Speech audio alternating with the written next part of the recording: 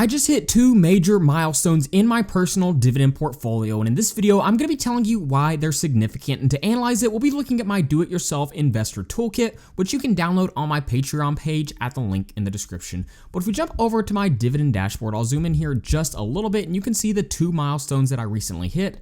My expected yearly dividend income is now over $2,500 every single year, and my average monthly dividends is now sitting over $200 a month. So those are two huge milestones for a few different reasons that I will touch on in just a moment. But if we blow up this chart, we can see what the journey has looked like so far. We can see I started tracking this portfolio back in February of 2021, and the portfolio was sitting at around $7,650.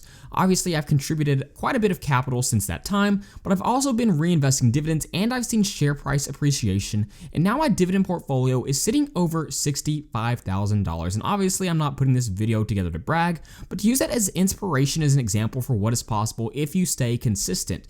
Now, I'll zoom this one back out and blow up this chart, and this one equally as important, and that's my historical monthly dividend income. And you can see starting out, I was having months where my dividend income was as low as around $2.35 or $2.37. So if you're just starting out and you're receiving really low dividend payments like I did back then, just keep in mind what is possible, because you can see I'm continuing to trend up in the right direction. And I recently had my highest month of dividends, which was $216. And it's crazy to think that that's now going to be my average. So that is the basis. This is the low. And to show you why this $200 a month metric is so important, I put together a quick example in a spreadsheet. And you can see for this example, we're going to be looking at a dividend ETF called Divo, D-I-V-O. If we jump over to Seeking Alpha, which by the way, you can get for 58% off at my link in the description, you can see this fund is currently trading at $35.63. It's currently paying out $1.83 every single year in dividend income. So if we jump over to my example, you can see the price of the ETF listed right here. And then we have the amount that I can reinvest dividends every single month. It's around $213.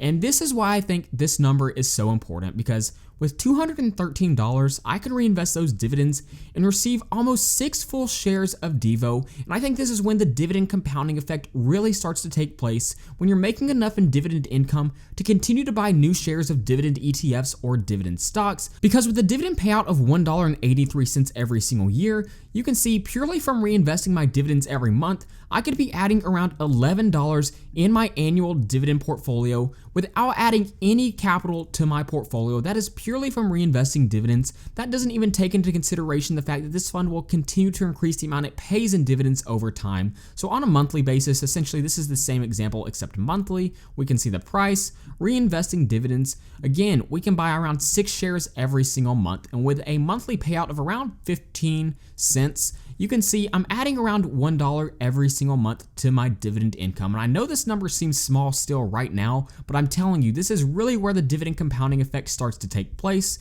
And we can dig into this a little bit more by looking at my portfolio projections, looking at my cost of living, and looking at my live off of dividends analysis. So if we jump over to my portfolio projections, you can see I actually have rather conservative assumptions compared to how some funds have performed over the past few years. I'm assuming a price growth rate of 7%, dividend growth rate of 7%, and a starting dividend yield of around 3.5%. Now, I am being aggressive with my contributions of around $2,500 a month, as you can see, but if we jump over to my live off of dividend analysis, you can see this black line is my cost of living, and the red line is my monthly dividend payments. And you can see right here is when my monthly dividend payments will surpass my cost of living, meaning I can live off of dividend income. And if we scroll down here, we can see exactly at what point that will be.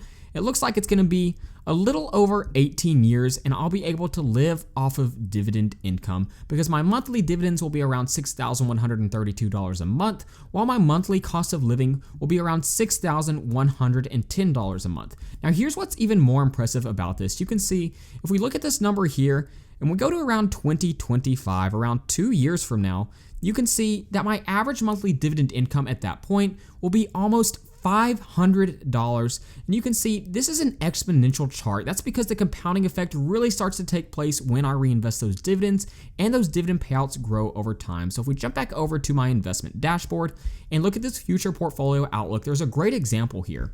You can see after 10 years, I'm expecting to be receiving around $25,400 every single year in dividend income. And keep in mind, it took me 10 years to get to $25,000, but in just 15 years, I'll be getting close to $50,000. So in about half the amount of time, I was able to add the same amount of dividend income. Again, that's because when you're reinvesting all of these dividends, even if you're contributing the same amount over time, the compounding effect takes place at a rapid rate and really increases the amount that you'll be receiving in dividends every single year. So in 20 years, it'll be around $89,000, 25 years, around $155,000, and in 30 years, over $267,000 in dividend income. So my dividend portfolio is really about to take off due to the dividend snowball compounding effect. When you're able to reinvest dividends that in turn add more shares of dividend ETFs or dividend stocks to your portfolio, that's when you really begin to see the dividend snowball effect take place. So I hope this was a good visualization of when your dividend portfolio really starts to take off. Again, if you'd like to be able to download this spreadsheet, then you can head over to my Patreon page at the link in the description. So with that being said, thank you guys so much for watching, and please don't forget to like and subscribe to the channel.